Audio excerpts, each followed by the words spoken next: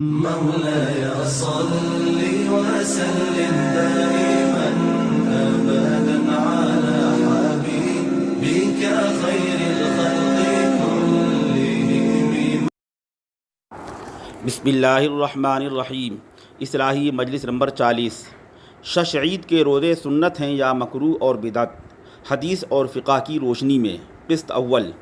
الحمدللہ ہمارے دینی حلقوں میں شوال کے 6 روزے رکھنے کا معمول ہے. مردوں سے زیادہ عورتیں ان کے رکھنے کا اہتمام کرتی ہیں. حدیثوں میں ان روزوں کے بڑے فضائل وارد ہوئے ہیں.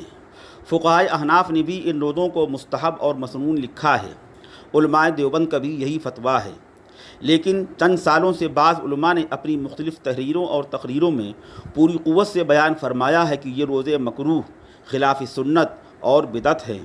حدیثوں سے ان روزوں کا کوئی ثبوت نہیں، اور جن بعض حدیثوں میں ان روزوں کا ذکر ہے وہ حدیثیں ضعیف، منکر اور ناقابل اعتبار ہیں. سلف صالحین سے بھی ان روزوں کا کوئی ثبوت نہیں. فقہ حنفی سے بھی اس کا کوئی ثبوت نہیں. ان کی اس طرح کی باتوں کو سن کر امت کا بڑا طبقہ شکوک و شبہات میں مبتلا ہو گیا، اور بہت سے حضرات یہ سمجھنے لگے کہ واقعی ان روزوں کا صحیح حدیث سے کوئی ثبوت نہیں اور یہ روزے مکروہ اور بدعت ہیں. اس لیے آج کی مجلس میں اسی غلط فہمی کو دور کرنے کے لیے شش عید کے روزوں سے متعلق ہم کچھ عرض کرنا چاہتے ہیں. پورا مضمون 2 قسطوں پر مشتمل ہے. پہلی قسط پیش خدمت ہے. شوال کے 6 روزوں کی فضیلت صحیح حدیثوں سے ثابت ہے. مسلم شریف، ابو داؤد، ترمذی، مسند احمد، ابن ماجہ میں حضرت ابو ایوب انصاری رضی اللہ تعالیٰ عنہ کی روایت ہے، رسول اللہ صلی اللہ علیہ وسلم نے ارشاد فرمایا، من صام رمضان ثم اتبعہ ستا من شوال کان کصیام الدہر. مسلم شریف حدیث نمبر 1164. یعنی جس نے رمضان کے روزے رکھے اور اس کے بعد ماہ شوال میں 6 روزے رکھے، اللہ تعالیٰ اس کو پورے سال کے روزوں کا ثواب دے گا. یہ حدیث پاک سند کے لحاظ سے نہایت مضبوط اور بالکل صحیح ہے. اس حدیث کے متعلق محدثین کے چند ارشادات ملاحظہ ہوں. نمبر 1، حضرت امام نووی رحمۃ اللہ علیہ اس حدیث کے تحت تحریر فرماتے ہیں کہ یہ حدیث پاک بالکل صحیح ہے اور صریح دلیل ہے اس بات کی کہ شوال کے 6 روزے سنت ہیں. بعض لوگوں کے نہ ماننے کی وجہ سے اس کو ترک نہیں کیا جائے گا. شرح مسلم للنووی. نمبر 2، حضرت ملا علی قاری رحمۃ اللہ علیہ اور علامہ شبیر احمد عثمانی رحمۃ اللہ علیہ اس حدیث کے تحت تحریر فرماتے ہیں، قال الشیخ الجزری حدیث ابی ایوب لا یشک فی صحتہ، مرقات صفحہ 476 جلد نمبر 4، فتح الملہم صفحہ 187 جلد نمبر 3، مطبوعہ لاہور. شیخ جزری فرماتے ہیں کہ اس حدیث پاک کی صحت میں کسی شک شبے کی گنجائش نہیں. نمبر 3، امام منذری رحمۃ اللہ علیہ اس حدیث پاک کو نقل کرنے کے بعد تحریر فرماتے ہیں، وَرُوَاتُهُ رُوَاتُ الصَّحِیحِ الترغیب صفحہ 204. یعنی اس حدیث پاک کے جملہ راوی صحیح اور قابل اعتماد ہیں.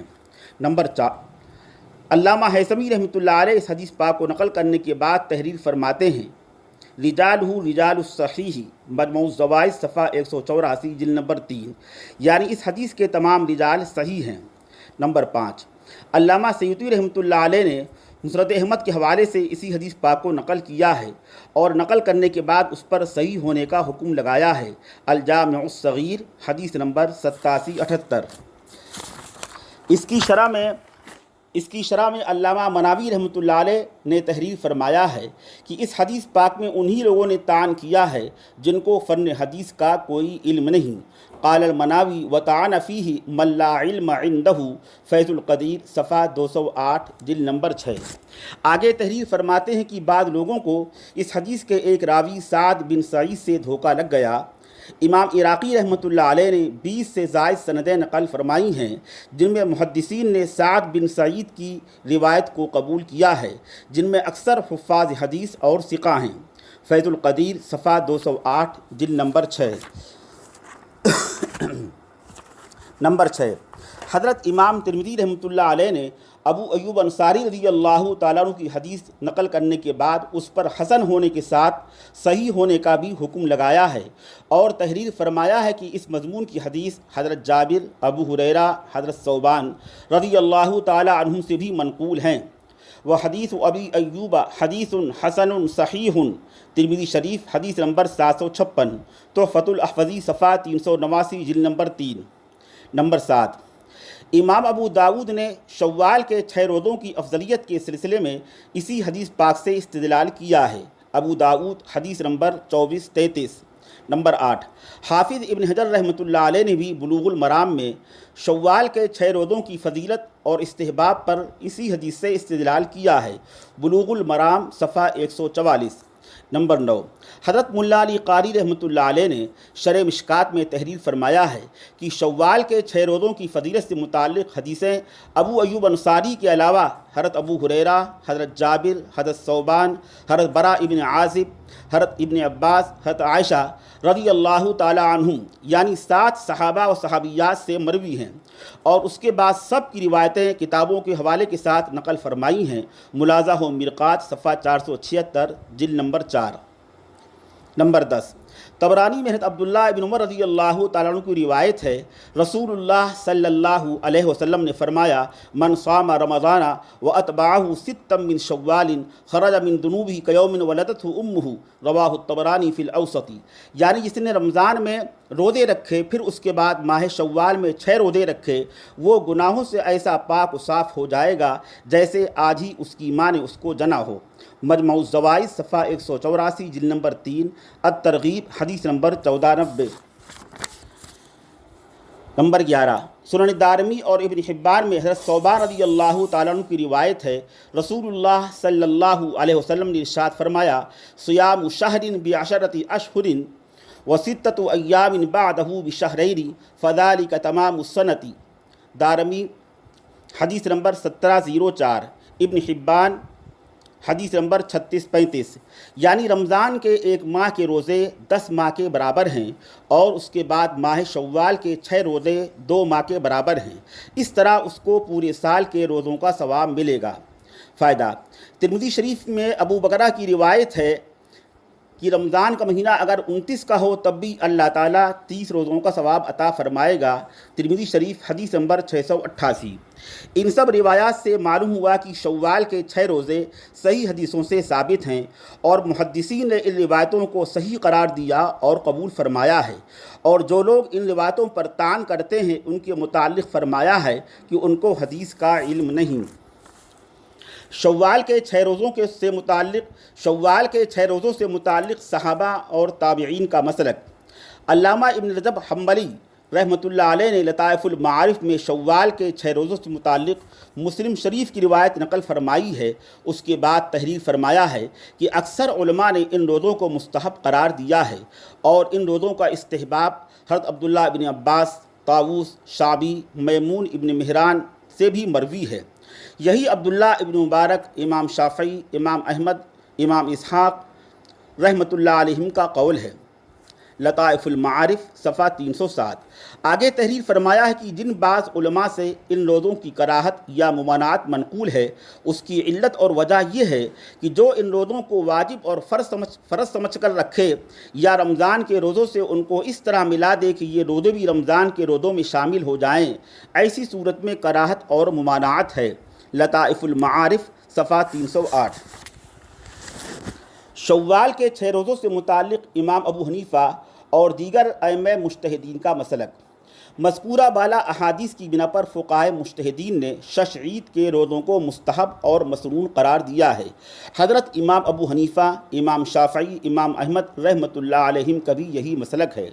چنانچہ علامہ شبیر احمد عثمانی رحمۃ اللہ علیہ نے فتح الملہم میں علامہ زبیدی رحمۃ اللہ علیہ کے حوالے سے اسی حدیث کے تحت نقل فرمایا ہے، وفی الحدیث استحباب صومها قال علامہ الزبیدی فی شرح الاحیاء وبہ قال ابو حنیفہ و احمد و شافعی وعن مالک ان صومها مکروہ فتح الملہم صفحہ 187 جلد نمبر 3 مطبوعہ لاہور۔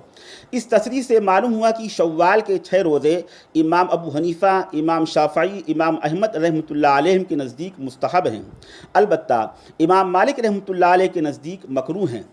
علامہ شامی، علامہ شبیر احمد عثمانی رحمۃ اللہ علیہ نے کافی، وافی اور مصفح کے حوالے سے نقل فرمایا ہے کہ امام مالک رحمۃ اللہ علیہ کے نزدیک تو یہ روزے مکروہ ہیں، لیکن ہمارے نزدیک یعنی امام ابو حنیفہ رحمۃ اللہ علیہ کے مسلک میں مکروہ نہیں۔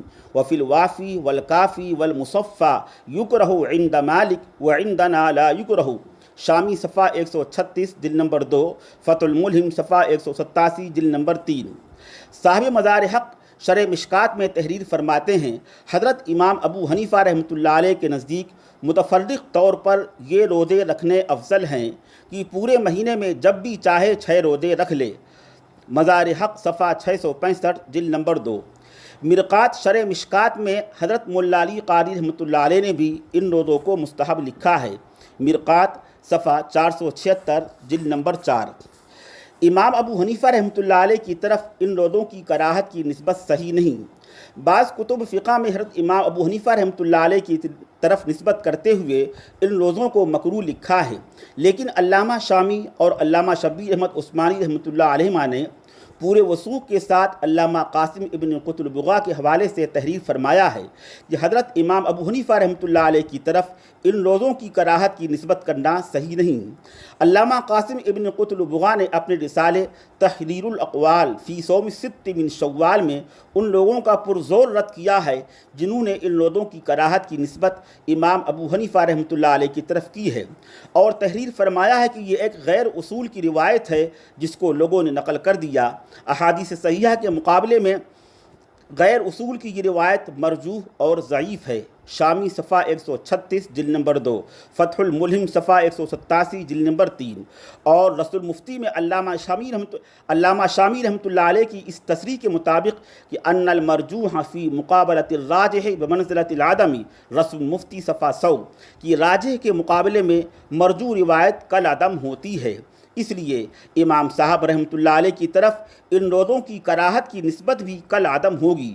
شیخ الاسلام حضرت مولانا مفتی و متقی عثمانی صاحب دامت برکاتہم تحریر فرماتے ہیں کہ علامہ قاسم ابن قط البغاء نے اپنے رسالے تحریر الاقوال فی صوم ست من شوال میں ثابت کیا ہے کہ امام ابو حنیفہ اور امام ابو یوسف رحمۃ اللہ علیہ کا مسلک بھی امام شافعی اور امام احمد رحمۃ اللہ علیہ کے مطابق ان روزوں کے استحباب کا ہے۔ درس ترمذی صفحہ 600 جلد نمبر 2۔ وآخر دعوانا ان الحمد للہ رب العالمین۔